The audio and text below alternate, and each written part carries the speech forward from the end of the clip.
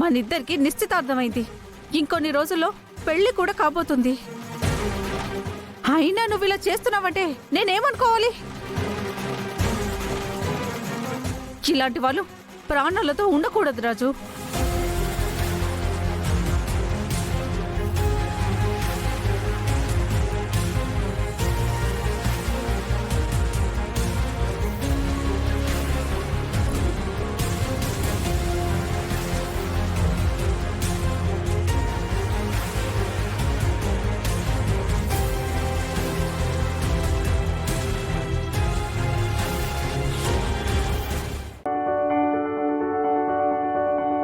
Normal delivery గురించి మాట్లాడుకుంటే కనుక సి సెక్షన్ నార్మల్ డెలివరీకి దీని అరౌండ్ కొన్ని మిత్స్ ఉన్నాయన్నమాట. అవి ఏంటి అని అంటే, ఒకటి బ్రీచ్ అంటే తలకిందులుగా బేబీ ఉంటే కనుక సి సెక్షన్ కంపల్సరీ ఉంటుంది అని. రెండవది ఫస్ట్ టైం సి సెక్షన్ అయితే అంటే సెకండ్ టైం సి సెక్షన్ అయితే కనుక మూడోసారి రెండో కాన్పు ఖచ్చితంగా సి సెక్షన్ ఉంటుంది, నార్మల్ డెలివరీ అవ్వదు అని చెప్తున్నారు.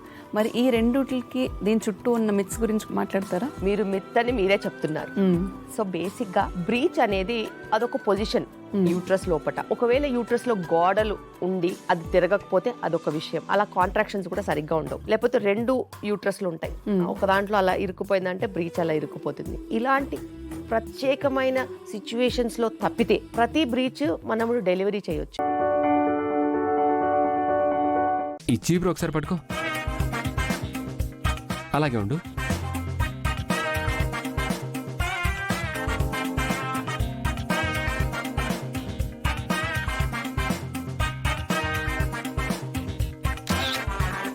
ఏంటి, ఎందుకు ఇదంతా ఫోటో తీస్తున్నావు? ఎప్పుడు అమావాస్యకో పున్నమ్మకో పని చేస్తావు కదా. రేపు మన గీతమ్మ పెద్దయ్యాక చిన్నప్పుడు అమ్మ ఏం చేసేదని అడిగితే ఇదిగో అమ్మ అని వీడియోస్ ఫోటోస్ చూపిద్దామనే. అబ్బా సూపర్ ఐడియా కదా. ఇదిగో నవ్వు నవ్వు, అటు చూడు. Lokeshwari smile smile smile smile smile. అప్ప చీపురి చీపురి. అదే అదే, గుడ్ గుడ్. స్మైల్.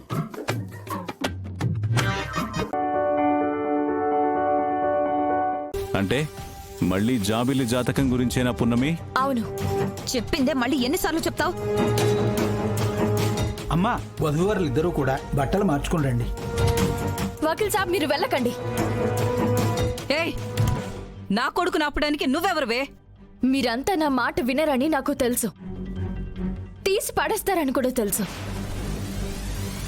అందుకే జాబిల్లికున్న దోషానికి సంబంధించిన బలమైన సాక్ష్యం ఒకటి నేను తీసుకొచ్చాను.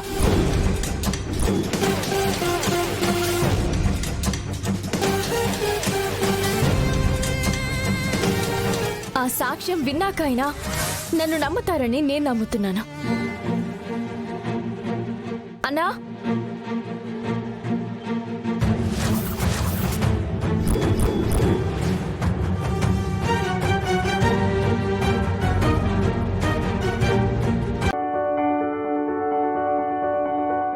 మైథిలి గారు, ఇందులో మీ సర్టిఫికెట్స్ ఏవి లేవండి. వాట్? సర్టిఫికెట్స్ లేవా?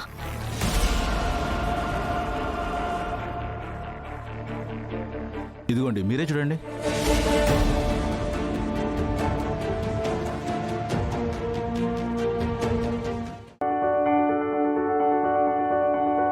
ఏంటి చెప్తుంది అర్థం కావట్లేదా? పెట్టు.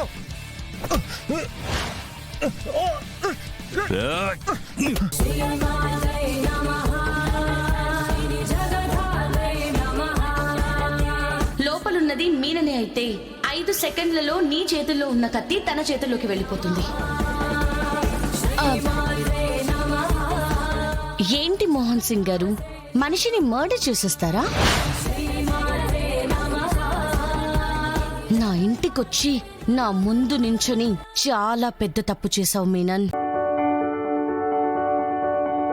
రేపు తెలియాల్సిన చోట బ్రహ్మాండంగా తెలియబోతోంది.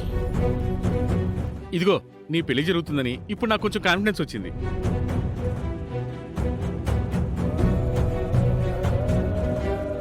అత్తయ్య, రేపు విగ్రహం వస్తుంది, మీ ప్రాణగండం తొలగుతుంది.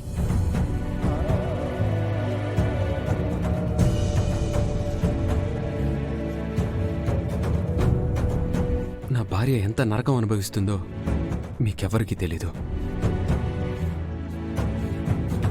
ఇలాంటి స్థితిలో నిస్సహాయంగా ఉండిపోయే పరిస్థితి మనకొస్తుందని నేను ఏనాడు అనుకోలేదండి.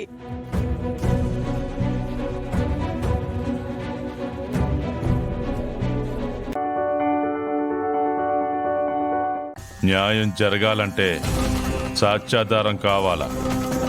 అది లేనప్పుడు నిజమైన అబద్ధం అవుతుంది, అబద్ధమైన నిజం అవుతుంది. కానీ సాక్ష్యాన్ని శివపార్వతి తీసుకొచ్చినందువల్ల నా కొడుకు దేవరాజు తప్పు చేశాడని నిరూపణ అయినందువల్ల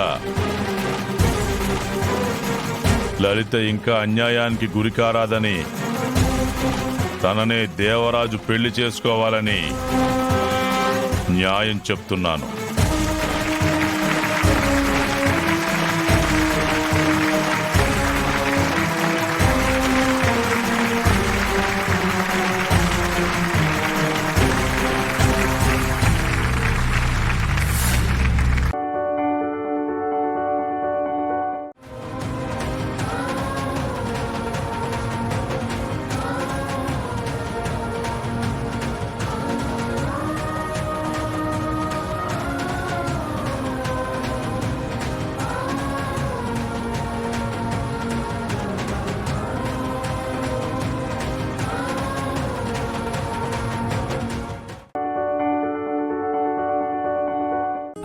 రాథోడ్ సార్.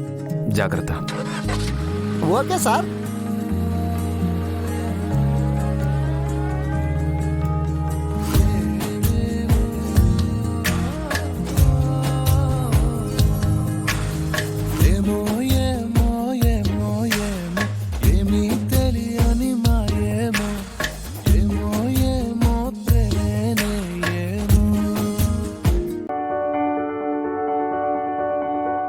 జారి అలా నా మీద పడితే నీకు అలా దెబ్బ తగలేదు కాదు కదా బావా?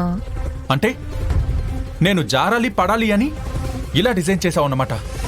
నీ వల్ల నా ముక్కు పగిలింది. మరి మంచం మీద పడితే దెబ్బ తగలదా? నోర్మై.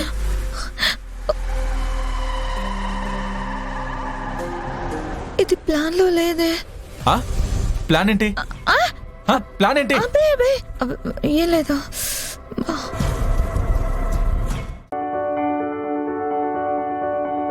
మీరు మాత్రం గౌరీ గారు ఈవెంట్ సరదాగా చేయాలి. గౌరీ గారు ఈ లైటింగ్స్ ఎక్కడ అరేంజ్ చేయాలి? గౌరీ గారు ఈ ఫోటోగ్రాఫ్స్ కి ఏ థీమ్ తయారు చేయాలి? పెళ్ళాన్ని అడిగినట్టు పదే పదే అడగలేదా నన్ను? అబ్బా, నాకంటే ఇవన్నీ కొత్త కాబట్టి అడుగుతానండి. మీరు ఇందులో సీనియర్ కదా. సీనియర్స్ అయితే మాత్రం ఒపీనియన్స్ అడగకూడదా? సార్ గెస్ట్లందరూ వచ్చేసారు, త్వరగా రండి. చూసారా, మెయిన్ గెస్ట్లు కూడా వచ్చేసారట. పదండి పదండి వెళ్దాం. సరే, తప్పు నాదే. ఇంకెప్పుడు నేను మిమ్మల్ని ఏమీ అన్ను. ఇదిగో లెంపలేసుకుంటున్నాను. ప్లీజ్ అండి. ఏడ్చి ఏడ్చి మేకప్ అంతా పాడైపోయింది. ఉండండి, మేకప్ వేసుకొస్తాను. ఇష్యూ లేకుండా టిష్యూస్ మొత్తంతో మేకప్ తుడిచేసుకుని మళ్ళీ మేకప్ వేసుకొని వస్తుందట. శాడిజం. ఏంటి బుజ్జమ్మ గారు నన్ను అలా చూస్తున్నారు? చెప్పు తీసుకుని చెంప పగలగొట్టలేదు, సంతోషించు.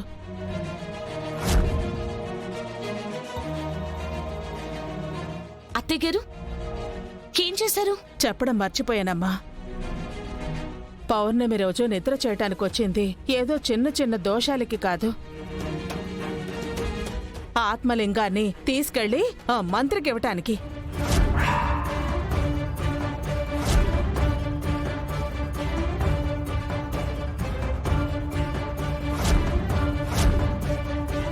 నేను ఆధారం లేక చెప్పట్లేదు.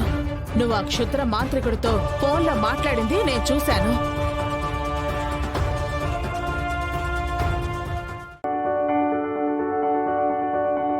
వీళ్ళెవరు క్రాంతి? బావగారిని హాస్పిటల్లో జాయిన్ చేసిన వాళ్ళ? ఇంతకాలం ఆయన్ని సాకిన వాళ్ళ?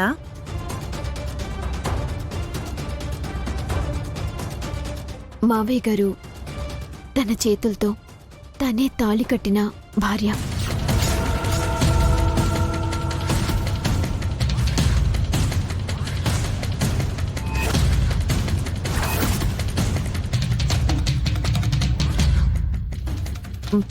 వాళ్ళకి పుట్టిన కూతురు.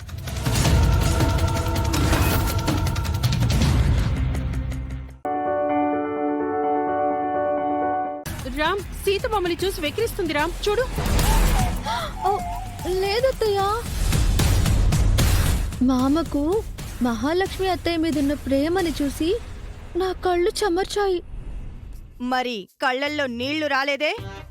శుభమా అని మీకు చీర కొనడానికి వెళ్తూ కన్నీళ్లు పెట్టుకోవడం అశుభమని వాటిని బయటికి రాకుండా ఆపేశానత్తయ్య. అలా కూడా చేయొచ్చా? ఎందుకు చేయకూడదు బావా? మహానటి సావిత్రి ఒక కంట్లో కన్నీళ్లు రావాలంటే ఆ కంట్లో మాత్రమే రప్పించి రెండో కంట్లో కన్నీళ్లు ఆపేసిందంట. మన సీత కూడా ఆ సావిత్రి లాంటిదే.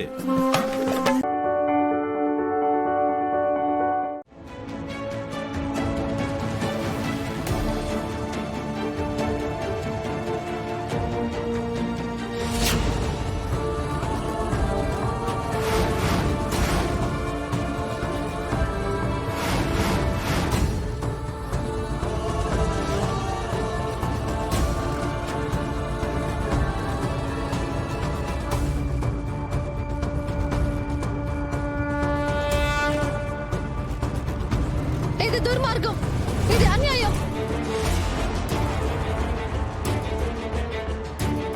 అన్యాయం కాదు కృష్ణప్రియ గారు, అక్రమ సంబంధం. Extra marital affair.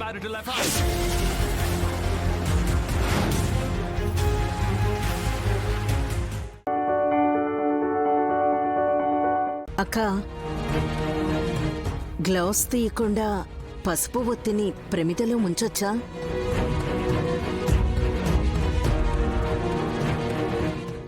కుడి చేత్తో అయితే తీసుకుంటారు కదా, అభ్యంతరం ఉండదులేండి. సరే, తీసుకో.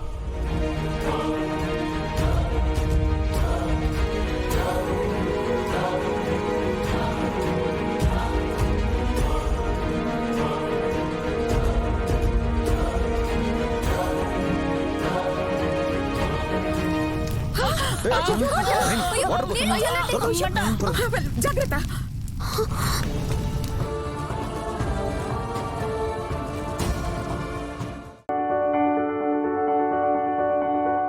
మనీషా, నువ్వు అనవసరంగా ఎక్కువగా ఆలోచిస్తున్నావేమో అనిపిస్తుంది. ఆ ఎక్కువగా ఆలోచించడమే మనకి పక్కాగా ఇన్ఫర్మేషన్ ఇస్తుందని నా నమ్మకం.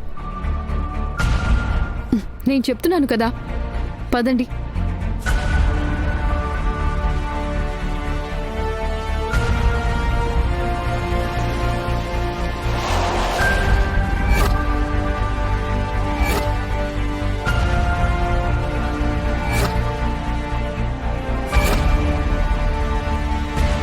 పదండి.